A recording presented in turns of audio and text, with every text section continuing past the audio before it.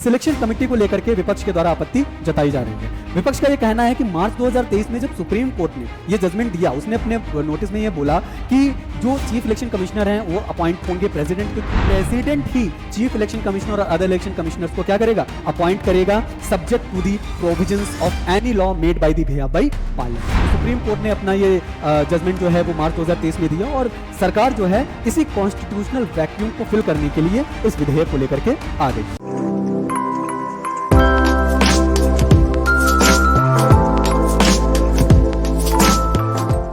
Hello दोस्तों, नमस्कार, स्वागत है आपका आकार आईएएस में।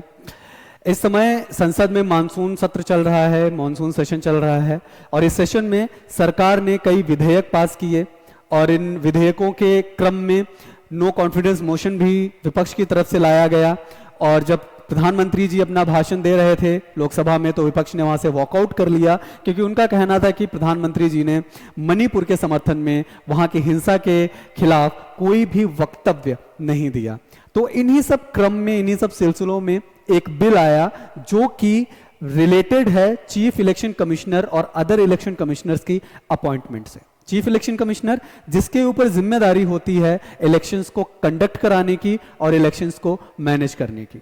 तो आज के इस वीडियो में हम बात करेंगे आखिर सरकार जो विधेयक लेकर के आई है इलेक्शन कमिश्नर की अपॉइंटमेंट को लेकर के, तो इस बिल में कौन से नए प्रावधान जोड़े गए हैं और कौन से प्रावधानों को एज इट इज पहले की तरह सेम रखा गया है। So the centre moves new bill of appointment of election commissioners. तो इलेक्शन कमिश्नर्स को लेकर के केंद्र सरकार का बिल है। चलिए बात करते हैं कि आखिर इस बिल में क्या क्या प्रावधान किए गए हैं। So the union government introduced a bill, Chief Election Commissioners and other election commissioners appointments, conditions of service, terms of office। तो केंद्र सरकार जो है यूनियन गवर्नमेंट ने एक बिल इंट्रोड्यूस किया और वह बिल जो है वो chief election commissioner and other election commissioners की अपॉइंटमेंट से रिलेटेड है, उनकी कंडीशंस ऑफ सर्विसेज से रिलेटेड है और उसके साथ साथ उनके टर्म ऑफ ऑफिस से रिलेटेड है कि वो कितने साल तक अपने ऑफिस को होल्ड कर सकते हैं। और बिल में यह कहा गया that this bill proposes that election commissioners will be selected by a 3 members panel, कि इलेक्शन कमिश्नर्स को 3 मेंबर्स के पैनल के द्वारा क्या किया जाएगा, सिलेक्ट किया जाएगा। ठीक है, और इस अब कैसे सिलेक्ट किया जाएगा, क्या किया जाएगा और इस विधेयक को लाने की सरकार की जरूरत क्यों पड़ी है, तो इसके बैकग्राउंड में थोड़ा चलने की कोशिश करते हैं और जानते हैं। बैकग्राउंड क्या है कि मार्च 2023 में, इन मार्च 2023 यानी इसी साल, एक constitution bench of supreme court ruled, supreme court की कॉन्स्टिट्यूशन बेंच ने यह कहा that election commissioners should be appointed by the president, कि इलेक्शन कमिश्नर को किसके द्वारा अपॉइंट किया जाना चाहिए, प्रेसिडेंट के द्वारा अपॉइंट किया जाना चाहिए, based on advice from a committee. यानी कि एक कमिटी होगी, वो कमिटी अपनी एडवाइस देगी और उस एडवाइस के आधार पर प्रेसिडेंट इलेक्शन कमिश्नर्स को अपॉइंट करेंगे। और इस कमिटी में मेंबर होंगे कौन कौन, प्रधानमंत्री, prime minister, the leader of opposition in the Lok Sabha, Lok Sabha में जो विपक्ष के नेता हैं वो, और चीफ जस्टिस ऑफ इंडिया यानी कि भारत के मुख्य न्यायाधीश जो हैं वो इस पैनल में, इस कमिटी के मेंबर्स होंगे। वो अपनी एडवाइस देंगे और उनकी एडवाइस के आधार पर सुप्रीम जो प्रेसिडेंट है वो इलेक्शन कमिश्नर्स को अपॉइंट करेगा। ऐसा मार्च 2023 में सुप्रीम कोर्ट ने अपने जजमेंट में कहा। उसके साथ साथ सुप्रीम कोर्ट ने यह भी कहा that while passing the order the bench noted that there is no parliamentary law in place to lay down the selection procedure for election commissioners. यानी कि इलेक्शन कमिश्नर्स के सिलेक्शन प्रोसीजर को लेकर के अभी तक कोई भी पार्लियामेंट्री लॉ या संसदीय कानून नहीं है जो कि its order mean to fill the constitutional vacuum, जो कि इस कॉन्स्टिट्यूशनल वैक्यूम को फिल कर सके। तो सुप्रीम कोर्ट ने अपना ये जजमेंट जो है वो मार्च 2023 में दिया और सरकार जो है इसी कॉन्स्टिट्यूशनल वैक्यूम को फिल करने के लिए इस विधेयक को लेकर के आ गई। अब बात करते हैं कि सरकार ने इस विधेयक में कौन कौन से फीचर्स ऐड किए, कौन कौन से प्रावधान ऐड किए, उन पे बात करते हैं।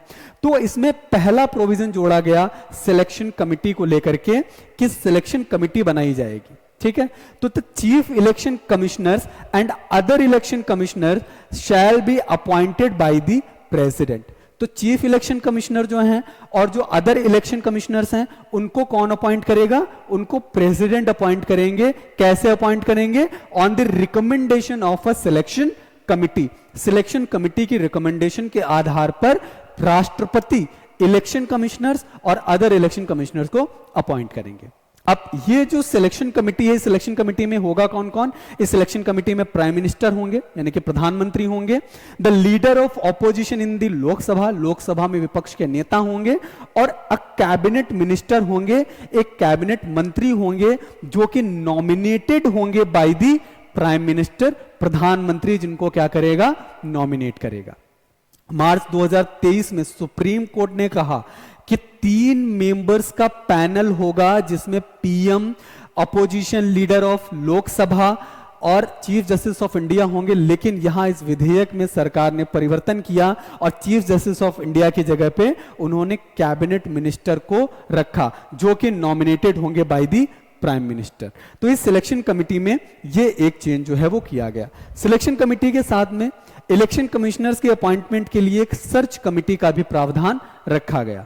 इस सर्च कमिटी में क्या हुआ कि इस सर्च कमिटी को हेड कौन करेगा? Headed by the cabinet secretary, यानी कि जो कैबिनेट सेक्रेटरी, जो कैबिनेट सचिव हैं, वो इस सर्च कमिटी को हेड करेंगे।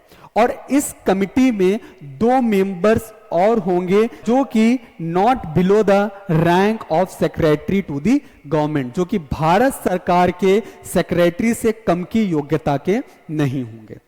तो उनका जो पद है वो भारत सरकार के सचिव के पद के बराबर होगा।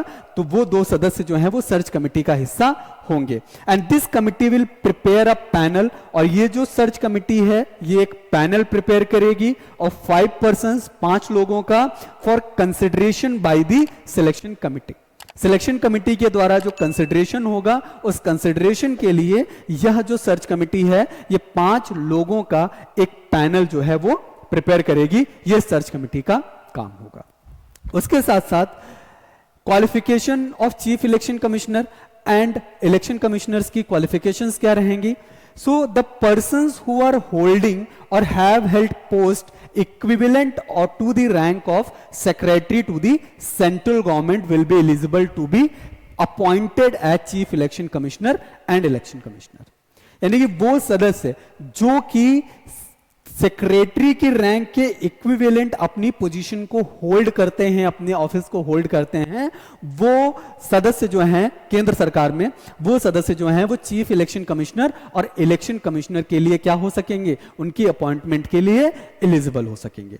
एंड उसके साथ साथ such persons must have expertise in managing and conducting elections. इसके साथ साथ में इन सदस्यों के पास एक्सपर्टीज होनी चाहिए इलेक्शंस को मैनेज करने की और कंडक्ट करने की। तो ये प्रोविजन जो है इनकी क्वालिफिकेशन को लेकर के इस विधेयक में जोड़ा गया। उसके साथ टर्म ऑफ ऑफिस की बात करें कि कितने साल तक, कितने टाइम तक ये चीफ इलेक्शन कमिश्नर और अदर इलेक्शन कमिश्नर्स अपने ऑफिस को होल्ड कर सकते हैं। तो 1991 का एक्ट ये कहता है that chief election commissioner and other election commissioners hold office for a term of 6 years और until they reach the age of 65 years। According to the 1991 act, 1991 के एक्ट के तहत हम देखें तो चीफ इलेक्शन कमिश्नर्स और इलेक्शन कमिश्नर 6 साल तक या फिर 65 साल की आयु तक, एज तक अपने पद को धारण कर सकते हैं, विच एवर इज अर्लियर। जो कि पहले था वैसा ही सेम प्रोविजन जो है, वैसा सेम प्रोसेस उनके टर्म ऑफ ऑफिस के लिए इस विधेयक में भी रखा गया है। इसमें यह कहा गया कि इफ एन इलेक्शन कमिश्नर, अगर एक election commissioner is appointed as chief election commissioner, अगर एक इलेक्शन कमिश्नर एक चीफ इलेक्शन कमिश्नर की पद पर अपॉइंट होता है, so that his total term can not exceed 6 years, तो उसका जो पद है वो 6 साल से ज्यादा एक्सीड नहीं करेगा। ठीक है। And the bill retains the same tenure. Further under the bill the chief election commissioner and other election commissioner will not be eligible for reappointment. और इस बिल में यह प्रावधान किया गया कि चीफ इलेक्शन कमिश्नर और इलेक्शन कमिश्नर अपनी पोजीशन के लिए रीअपॉइंट नहीं हो सकते हैं, यानी कि उनकी पुनर्नियुक्ति नहीं की जा सकती है। तो इस बिल में यह प्रावधान भी किया गया। साथ में इनके रिमूवल और रेजिग्नेशन की बात करें, so under article 324 of the constitution, संविधान का, भारतीय संविधान का आर्टिकल 324 से कहता है that the chief election commissioner can only be removed from his office in a manner similar to that of a supreme court जज। यानी कि सुप्रीम कोर्ट के जज को जिस मैनर के आधार पर, जिस आधार पर रिमूव किया जाता है, उन्हीं ग्राउंड्स के आधार पर चीफ इलेक्शन कमिश्नर को क्या किया जा सकता है, उनके पद से रिमूव किया जा सकता है। And this is done through an order of the president based on a motion passed by both houses of parliament in the same session। Same session में चल रहे जो पार्लियामेंट सेशंस हैं, उन सेशन में एक मोशन लाया जाएगा और उस मोशन के आधार पर राष्ट्रपति एक ऑर्डर जारी करेंगे और उस आधार पर चीफ इलेक्शन कमिश्नर को उनके पद से रिमूव किया जा सकता है। और ये जो मोशन आएगा, इसमें दो चीजें हैं। पहली चीज क्या है, that majority support of total membership of each house, हर सदन की जो टोटल मेंबरशिप है उसका मेजॉरिटी सपोर्ट होना चाहिए। And second thing is at least 2/3 support, यानी कि कम से कम 2/3 समर्थन होना चाहिए मेंबर्स प्रेजेंट एंड वोटिंग। सदन में जो मेंबर्स प्रेजेंट हैं, जो वोट कर रहे हैं, उनका कम से कम 2/3 समर्थन जो है वो होना चाहिए। अगर इन दो कंडीशंस को फुलफिल करता है, so in this situation chief election commissioner को अपना पद छोड़ना होगा। ठीक है, एंड इसके साथ an election commissioner can only be removed from office on the recommendation of chief election commissioner, और चीफ इलेक्शन कमिश्नर के रिकमेंडेशन पर इलेक्शन कमिश्नर को उसके पद से हटाया जा सकता है। And chief election commissioner and other election commissioners may submit the resignation to the president. अगर चीफ इलेक्शन कमिश्नर या इलेक्शन कमिश्नर अपना रेजिग्नेशन या इस्तीफा देना चाहते हैं तो वो अपना इस्तीफा किसे दे सकते हैं, प्रेसिडेंट को दे सकते हैं, राष्ट्रपति को दे सकते हैं। ओके, उसके साथ अब हम बात करते हैं that issue with proposed bill, यानी कि ये जो बिल आया है, जो विधेयक आया है, इसको लेकर के इतना हंगामा क्यों है। ठीक है, अपोजिशन जो है, विपक्ष जो है, उसको लेकर के क्या इशू क्रिएट कर रहा है, क्या कह रहा है कि इस विधेयक को लेकर के उनकी मंशाएं हैं, उन पे बात करते हैं। पहली चीज यहां पे है that composition of selection committee, selection committee को लेकर के विपक्ष के द्वारा आपत्ति जताई जा रही है। विपक्ष का यह कहना है कि मार्च 2023 में जब सुप्रीम कोर्ट ने यह जजमेंट दिया, उसने अपने नोटिस में यह बोला कि जो चीफ इलेक्शन कमिश्नर हैं वो अपॉइंट होंगे प्रेसिडेंट के through on the recommendation of the 3 members panel, जिसमें कि प्राइम मिनिस्टर होंगे, लीडर ऑफ ऑपोजिशन होंगे in the Lok Sabha and chief justice of India होंगे। लेकिन फिर भी आपने क्या किया कि सिलेक्शन कमिटी में सीजेआई को हटा के वहां पर कैबिनेट सेक्रेटरी के पद को क्या कर दिया, ऐड कर दिया। तो इस चीज को लेकर के हंगामा है। तो और यहां पे second thing is lack of chief justice involvement, इसी फर्स्ट पॉइंट को जस्टिफाई कर रहा है कि चीफ जस्टिस के इन्वॉल्वमेंट को की कमी दिख रही है। उसके साथ में सर्च कमिटी, अच्छा यहां पे एक चीज और है, जब चीफ जस्टिस के इन्वॉल्वमेंट की कमी दिख रही है, इस पे अपोजिशन कर रहा है, तो रूलिंग पार्टी इस पे ये तर्क दे रही है कि जब सुप्रीम कोर्ट ने अपना जजमेंट बताया, उन्होंने ये बोला कि चीफ इलेक्शन कमिश्नर्स की अपॉइंटमेंट कैसे होनी चाहिए और सुप्रीम कोर्ट ने जजमेंट दिया, तो हम चीफ जस्टिस ऑफ इंडिया को इस पैनल का मेंबर क्यों बनाए। ठीक है, तो उसको लेकर के रूलिंग पार्टी का यह कहना है। सर्च कमिटी को लेकर के सवाल खड़े हो रहे हैं और यहां पर downgrading credibility of election commissioners rank, और विपक्ष का यह कहना है कि इस विधेयक के द्वारा जो चीफ इलेक्शन कमिश्नर्स हैं उनकी क्रेडिबिलिटी डाउनग्रेड हो रही है। तो इन चीजों को लेकर के जो मुद्दा है वो बना हुआ है इस विधेयक के लेकर के।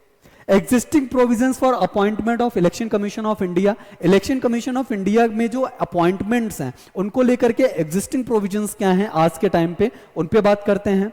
कॉन्स्टिट्यूशनल प्रोविजन देखते हैं तो कॉन्स्टिट्यूशन का part 15 election commission of India के बारे में बात करता है, जिसमें आर्टिकल 324 से लेकर के article 329 election commission of India से एसोसिएटेड है और ये डील करते हैं, deals with elections and establishes a commission for these matters. In matters के लिए आर्टिकल 324 से लेकर के आर्टिकल 329 इलेक्शंस और उनके एस्टैब्लिशमेंट को लेकर के बात करता है। Okay, then structure of election commission of India के स्ट्रक्चर की बात करें तो article 324 election commission shall consist of the chief election commissioner and such members of other election commissioners। तो आर्टिकल 324 ये कहता है कि इलेक्शन कमीशन के एक चीफ इलेक्शन कमिश्नर होगा और अदर इलेक्शन कमिश्नर जो हैं वो होंगे अकॉर्डिंग टू दी आर्टिकल 324। उसके बाद अपॉइंटमेंट प्रोसीजर क्या है? अपॉइंटमेंट प्रोसीजर है आर्टिकल 324 क्लॉज 2 के तहत, the appointment of chief election commissioner and other election commissioner shall be made by the president. यानी कि प्रेसिडेंट ही चीफ इलेक्शन कमिश्नर और अदर इलेक्शन कमिश्नर्स को क्या करेगा? अपॉइंट करेगा, subject to the provisions of any law made by the by parliament. Parliament कोई भी कानून बनाती है, उस कानून के आधार पर उसके बिहाफ पर प्रेसिडेंट चीफ इलेक्शन कमिश्नर और अदर इलेक्शन कमिश्नर्स की अपॉइंटमेंट करेगा। किसके according? According to article 324 clause 2। And next thing, that removal chief election commissioner और इलेक्शन कमिश्नर के को लेकर के रिमूवल कैसा है? तो वो रिमूवल वही है जैसा सुप्रीम कोर्ट के जजेस के लिए होता है, as we discussed about it earlier. तो अभी हमने इस पे बात करी थी उसके रिमूवल को लेकर के। तो जैसा रिमूवल पहले था एग्जिस्टिंग प्रोविजंस में जैसा रिमूवल है, सेम वैस रिमूवल को एज इट इज रखा गया, उसमें किसी भी तरीके के कोई चेंजेस नहीं किए गए हैं। तो ये चीजें जो हैं इस पूरे विधेयक में रखी गई और अभी ये विधेयक राज्यसभा से पास हुआ है, लोकसभा में इसका पास होना बाकी है। लोकसभा से पास अगर होता है तो राष्ट्रपति के पास जाता है, राष्ट्रपति इस पर अपनी पूर्ण सहमति दे देते हैं, तभी ये पूरी तरीके से कानून का रूप धारण कर लेगा। अगर ये विधेयक कानून बनता है तो उसको इम्प्लीमेंटेशन में क्या चुनौतियां हो सकती हैं, क्या चीजें हो सकती हैं, इस पर आगे बात करेंगे। तब तक के लिए बने रहें हमारे साथ। वीडियो को लाइक करना बिल्कुल ना भूलें, चैनल को सब्सक्राइब कीजिए। तब तक के लिए जय हिंद।